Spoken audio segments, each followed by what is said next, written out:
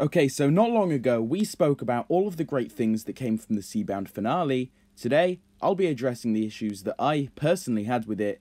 There are a few key points I'd like to make here, so I do think that even if you do disagree personally, today's video will definitely still be worth the watch. Also, do please keep in mind that everything I'm about to say in this video is all just strictly my own personal opinion. It is totally fine if you disagree. With that being said though, let's dive straight into today's video.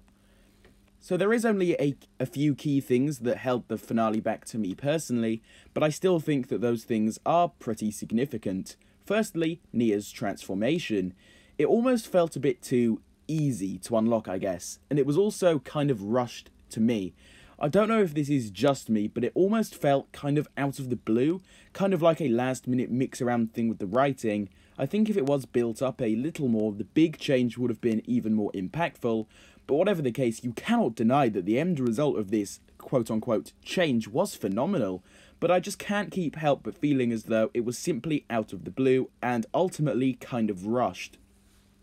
Aside from this, the main villains, of course Prince Kalmar and Wojira, they absolutely had their great moments within the final episodes of the season, but ultimately their actual demise. Unfortunately, this was also kind of rushed, and it felt like they just had to cram this in quickly to fit in the other stuff revolving around Nia, which is obviously understandable, but at the same time a little annoying, especially with Kalmar. I was actually expecting Wojira to go out that way, but Kalmar could have done with a few extra moments in my opinion. That being said, it was definitely extremely satisfying to see him being fully eaten by Wojira. Kalmar definitely deserved that punishment.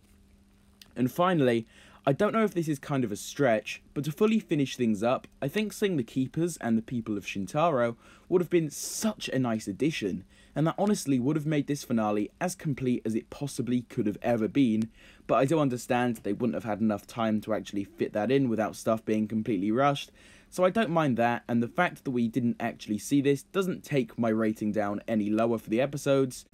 Just an idea that I thought would have been pretty cool, but hey, in the end we can't have everything. All in all, despite these complaints, there's no denying that Seabound and the Seabound finale was insane, and I cannot wait to dive back in and rewatch this thing, as it is simply awesome, and seriously, I'm incredibly hyped to see what happens in the future when it comes to Ninjago. With all of this being said though, I do believe we have reached the end of today's video. If you enjoyed, do be sure to drop a like on it. For more videos exactly like this one, plus a whole lot more, make sure you subscribe and turn on post notifications so that you never miss out on a future upload from me. With all of this finally being said though, I will see you all in my next one.